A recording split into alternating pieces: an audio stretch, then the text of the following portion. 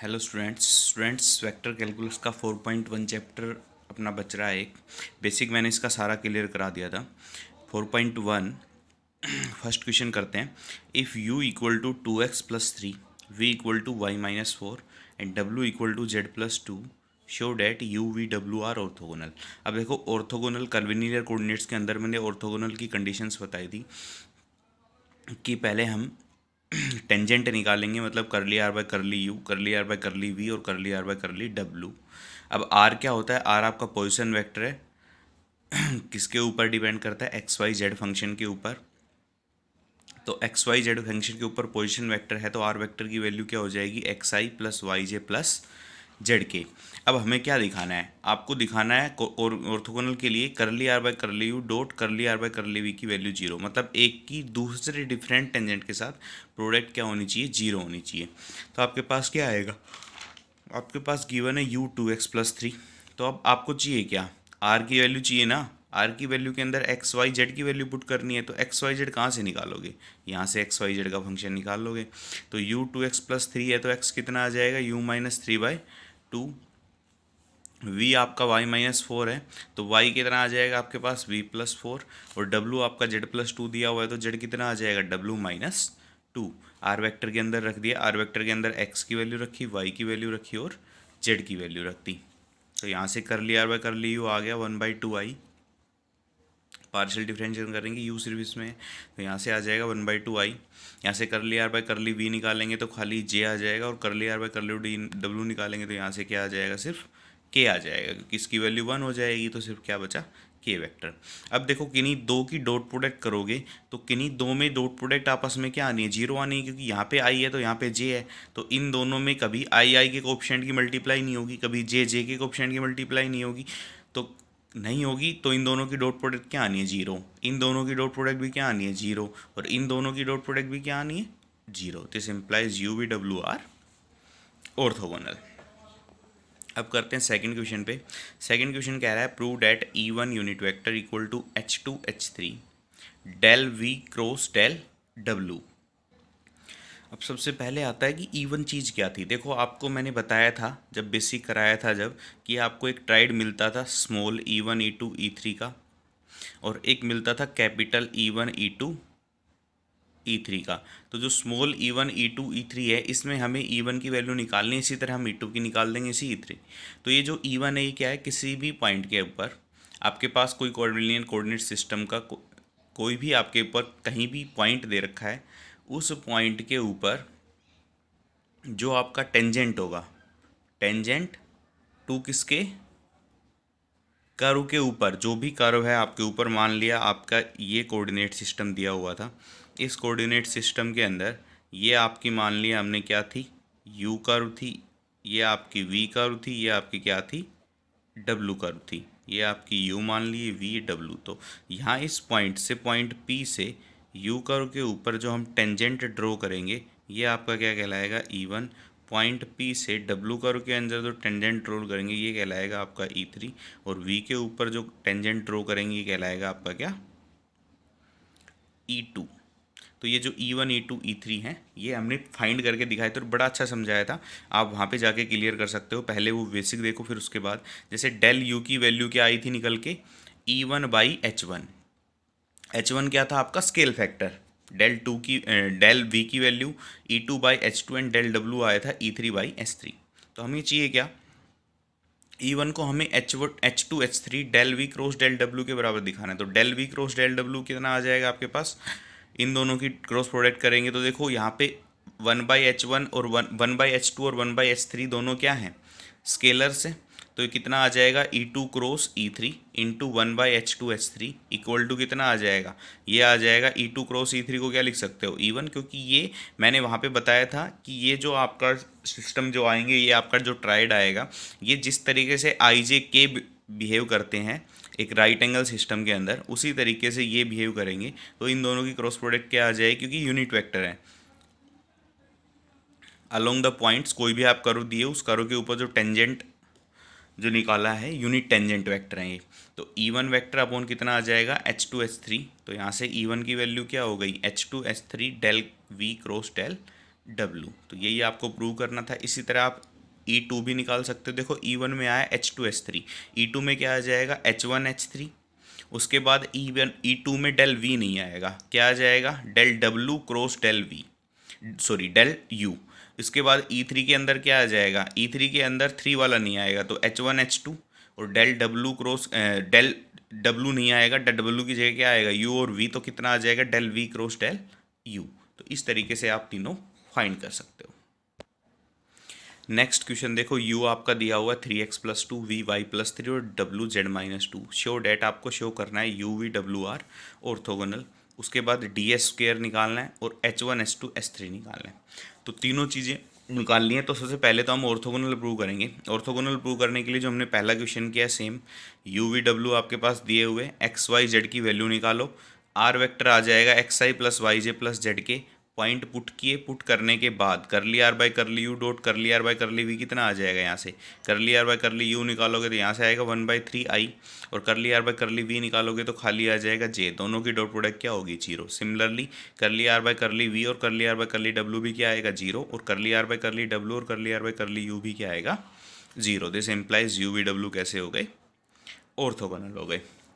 Now अब आपको D R निकालना है। तो ये मैंने वहाँ पे बताया था आपको, जो आर्क एलिमेंट था वहाँ पे करके बताया था मैंने, सारा डेरिवेटिव जो किया था उसके अंदर था कि आर वेक्टर जो है, R vector is a function of X Y Z, और एक्स वाई जेड किसके ऊपर, एक्स वाई जेड किसके ऊपर डिपेंड करते हैं यू वी डब्ल्यू, या फिर ये बोल सकते हो यू वी डब्ल्यू किसके ऊपर डिपेंड करते हैं एक्स वाई जेड, दोनों एक दूसरे के ऊपर डिपेंड करते हैं कर्विलिनियर कोऑर्डिनेट्स के अंदर, जो डेफिनेशन के अंदर बताया था।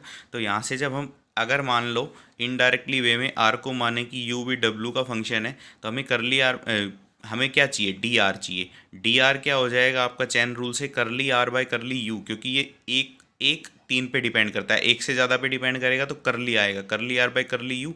अब यू सिर्फ किसका है, यू का, तो कितना आ जाएगा आपके पास d you plus curly are by curly v d we plus curly are by curly डब्ल्यू कितना आ जाएगा आपके पास डी डब्ल्यू। तो यहाँ से आप इसकी वैल्यू रखो 1/3 I D you plus J D we plus कितना आ जाएगा के डी डब्ल्यू। ये निकाल रखी हमने तीनों की वैल्यू। तो डी एस स्क्वेयर कितना होता था D R dot D R, अब डी आर की वैल्यू रखी, डी आर की वैल्यू रखी, दोनों के बीच डॉट प्रोडक्ट, आई का कोफिशिएंट, जे का कोफिशिएंट और के का कोफिशिएंट, तीनों का स्क्वेयर करके सम कर देंगे क्योंकि दोनों के कोफिशिएंट क्या है सेम है तो स्क्वायर हो जाएगा। तो आपके पास क्या हुआ, मैंने वहाँ आर्टिकल में बताया था कि यदि मैं मानूँ इसको h1² D U square plus h2² D V square plus h3² D W square, और इन दोनों को मैं कंपेयर करूँ तो h1 h2 h3 की वैल्यू वहाँ पे निकाल के बताई थी, सेम h1 h2 h3 की वैल्यू फाइंड कर दोगे। h1 h2 h3 के आ गए आपके स्केल फैक्टर। उसके बाद नेक्स्ट आता है आपका let u equal to xy, v equal to x square plus y square by 2 and w equal to z, show that u v w are not orthogonal। अब की बार आपको दिखाना है नोट ऑर्थोगोनल। तो नोट ऑर्थोगोनल के लिए क्या होगा, आप curly R by curly U cross curly R dot curly R by curly V को क्या दिखाना है नॉन जीरो। अगर जीरो हुए तो तीनों ऑर्थोगोनल, अगर नॉन जीरो हुए तो क्या हो जाएगा नॉट ऑर्थोगोनल। एक समस्या यहाँ पे ये है कि u अब खाली x का फंक्शन नहीं है, u is a function of किसका दे रखा है x y और z का। देखो जो ये क्वेश्चन था इसके अंदर हम du लिख पाए क्योंकि u is A only of function of x। तो यहाँ पे तो आप लिख पाए कि r तो u पे डिपेंड करे क्योंकि r is a function of u v w, एक से ज़्यादा का है तो u डी करली आर बाई करली u, लेकिन जो u है it is only function of x, तो यहाँ पे क्या लग गया था डी यू लग गया था।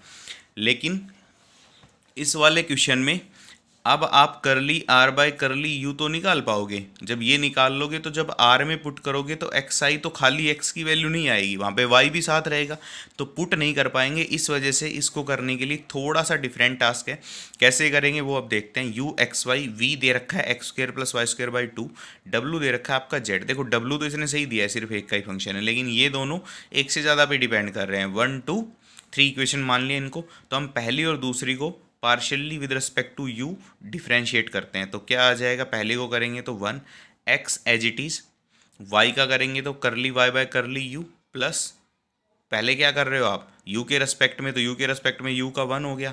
अब X as it is Y का करोगे तो वाई का यू के रेस्पेक्ट में कर ली y by curly u, plus y as it is x का curly x bye curly you. इसको मान लिया हमने इक्वेशन नंबर 4। दूसरी को करेंगे हम यू के रेस्पेक्ट में, तो वी का यू के रेस्पेक्ट में 0 ही होना है। यहाँ से क्या आ जाएगा आपके पास, एक्स कर ली x bye curly u plus Y कर ली you bye curly you, equation number 5। अब क्या करोगे, 4 को मल्टीप्लाई करो वाई से और 5 को करो एक्स से, तो क्या आ जाएगा आपके पास, वाई एक्स वाई कर ली y by curly you, Y square curly x bye curly you. तो यहाँ से आ जाएगा 0, x square curly x bye curly u plus x Y कर ली y by curly you. Subtract करो 7 from 6, तो y आपके पास आ गया Y square minus x square curly x bye curly you. तो यहाँ से कर ली x bye curly you की वैल्यू निकाल ली हमने।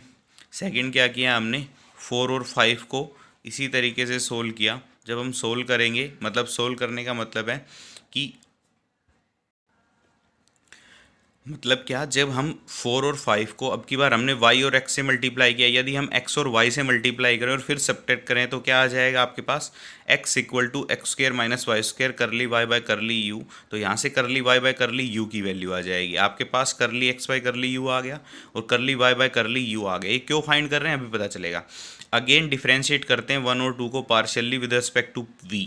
अब देखो हमने पहले काम किया था कि u के रेस्पेक्ट में किया था, फिर ये सारा काम किया था। अब v के रेस्पेक्ट में करके फिर यही काम करना है। तो v के रेस्पेक्ट में करेंगे और ये काम करेंगे तो कर ली एक्स बाय कर ली v आ जाएगा आपके पास और कर ली वाई बाय कर ली v आ जाएगा। तो 9th और 10th आ गया। अब देखो r वेक्टर आपके पास क्या है, x I plus Y J plus Z K. तो अब r वेक्टर को क्या लिख सकते हो, कर ली r बाय, आपको चाहिए क्या, आपको चाहिए कर ली r बाय कर ली u और कर ली r बाय कर ली v। तो यहाँ से देखो क्या आएगा, r आ गया, कर ली are bye curly you के रेस्पेक्ट में करेंगे तो आपके पास कितना आ जाएगा, एक्स का यू के रेस्पेक्ट में और यू का फिर किसके रेस्पेक्ट में होगा, यू के रेस्पेक्ट में, तो कितना आ जाएगा 1। इसी तरह से एक्स का वाई का यू के रेस्पेक्ट में और यू का यू के रेस्पेक्ट में 1। उसी तरह से फिर जेड का यू के रेस्पेक्ट में, फिर यू का यू के रेस्पेक्ट में कितना आ जाएगा आपका 1। तो कर ली आर बाय कर ली वी भी सेम इसी तरीके से। अब इन दोनों की डॉट प्रोडक्ट कर लो और ये वैल्यू सारी फाइंड कर रखी हैं, ये वैल्यू क्या कर दो, पुट कर दो। पुट करते ही आपका आ गया -2xy by y square minus x square का square equal to -2xy by y square plus x square का square minus 4x square y square. कुछ ऐड कर दिया 2 टाइम्स हमने, जैसे स्क्वेयर का स्क्वेयर करेंगे तो प्लस में स्क्वेयर करोगे तो आप कितना आ जाएगा आपके पास, 2 टाइम्स ऐड किया और उतना ही हमने क्या कर दिया, सबट्रैक्ट कर दिया, क्योंकि इसमें से 2 घटा हुआ है भाई। जब इसको सोल्व करेंगे, इसका स्क्वायर खोलेंगे तो माइनस आएगा, यहाँ पे प्लस है तो 2 प्लस 2 माइनस पे पहले ही थे, फिर 0 आएगा, फिर प्लस ऑफ 2 तो -4 आ जाएगा। तो ये हो गया -2u, u की वैल्यू एक्स वाई थी, यहाँ इसकी वैल्यू v थी और ये आपका u स्क्वायर। तो ये क्या आ गया आपका, not equal to 0, hence UVW are not orthogonal. बस सिर्फ एक ही क्वेश्चन है ये आपका। तो इस तरीके से इसलिए किया क्योंकि यहाँ पे आप फंक्शन अलग अलग ऑपरेट नहीं कर पाए। अगर सिंपल आप एक्स वाई जेड को सिंपल UVW की फॉर्म में लिख पाते तो आप डायरेक्ट उसी तरीके से करते जैसे हमने बाकी क्वेश्चन किए हैं, लेकिन यहाँ पे नहीं लिख पा रहे तो हमें पहले उन पे निकालना पड़ेगा, उसके बाद हम कर पाएंगे। जैसे 5th क्वेश्चन देखो आप, show that in any orthogonal curvilinear system divergence of curl A equal to 0 और curl of gradient of phi equal to 0। तो हम एक पार्ट कर देते हैं, एक आप अपने आप निकाल लोगे। तो लेट फाई हमने मान लिया फाई ऑफ 1 आई, फाई 2 जे और फाई 3 के।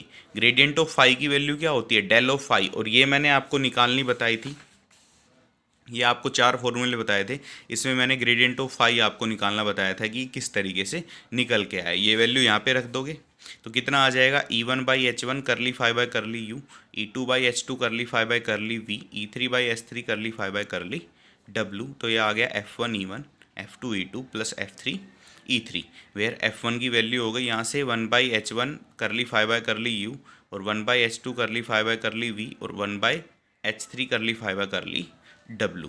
अब आपको क्या निकालना है, curl of gradient of phi, मतलब del of del cross phi. तो डेल क्रॉस एफ भी मैंने आपको निकालना बताया था, इस फॉर्मूले से क्या हो जाएगा 1/H1 H2 H3 H1 E1 H2 E2 H3 E3। ये सिर्फ H1, देखो यहाँ पे E1 E2 E3 भी लगा सकते थे, लेकिन अगर आप देखोगे कि इस वाली चीज़ को आप तीनों के साथ मल्टीप्लाई करोगे तो क्या आ जाएगा आपके पास, यहाँ पे आपके पास H2 H3 आएगा तो क्या बचेगा, E1/H2 H1 H2 S3, यहाँ पे आपके पास क्या बचेगा? तो ये जो कर्ल वाली चीज़ थी ये आपका पूरा मैंने निकालना बताया था, बस आपको ये वाला फॉर्मूला याद रखना है कि डायरेक्ट हम इस तरीके से निकालेंगे 1/H1 H2 S3 क्या आ जाएगा? E1 E2, वहाँ पे आई जे के होता था ब्रैकेट के अंदर, लेकिन बाहर भी हमने कुछ लिया हुआ तो यहाँ पे आएगा H1 E1 H2 E2 और S3 E3। यहाँ पे आ जाएगा करली बाय करली यू, करली बाय करली वी, करली बाय करली डब्लू, जो किसकी वैल्यू है? डेल की वैल्यू। और एफ की वैल्यू क्या है? H1 F1 H2 F2 और S3 F3। ये इसलिए क्योंकि जब इसकी मल्टीप्लाई करेंगे तो H1 से H1 कट जाएगा, एफ की वैल्यू क्या आ जाएगी आपके पास? F1/H2 S3। इसी तरह यहाँ से देखेंगे क्या आ जाएगा आपके पास? F1/H2 H3। तो मल्टीप्लाई करेंगे तो आपके पास ये वैल्यू आ जाएगी। तो इसको रखा और इसको क्या कर दिया, फिर सोल्व कर दिया, इस खोल दिया इसको, तो E1/H2 S3 into this, E2/H2 S3 into this और E3/H1 S2 इंटू दिस।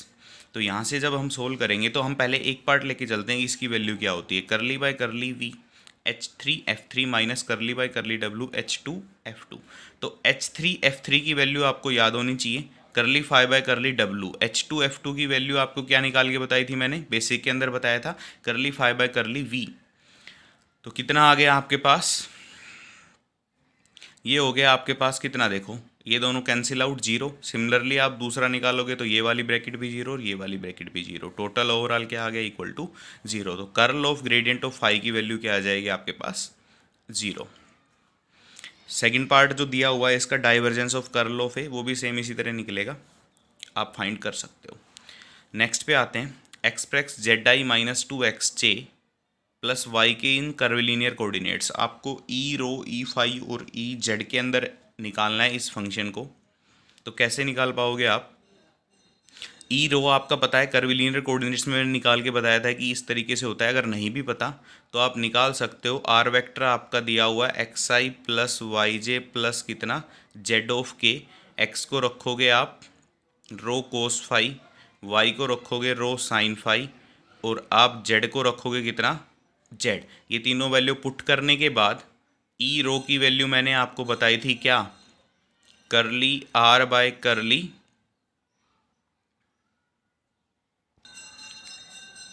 करली रो अपॉन उसका मैग्नीट्यूड। इसी तरह से दूसरा curly are by curly phi upon उसका मैग्नीट्यूड और ई जेड की value curly are by curly Z upon उसका मैग्नीट्यूड। या सिंपल आप यहाँ से याद भी कर सकते हो, मैंने ये ड्राइव करके बताए थे तीनों किस तरीके से आप निकालोगे। तो ये वैल्यू निकालने के बाद अब हमें कहना क्या है कि आई जे के को हमने एलिमिनेट करके, एक्स वाई जेड को एलिमिनेट करके हमें सारा कर्विलीनियर कोऑर्डिनेट्स के अंदर इक्वेशन लेके आनी है इस फंक्शन को। तो इस फंक्शन से आई जे के एलिमिनेट करने का एक तरीका है कि इन दोनों से आप आई की वैल्यू निकालो और जे की वैल्यू निकालो। इन दोनों को सोल्व करके कैसे निकालेंगे कि फर्स्ट टाइम हम इसको कोस फाई से मल्टीप्लाई कर देंगे, दूसरी को साइन फाई से, दोनों को क्या कर देंगे हम?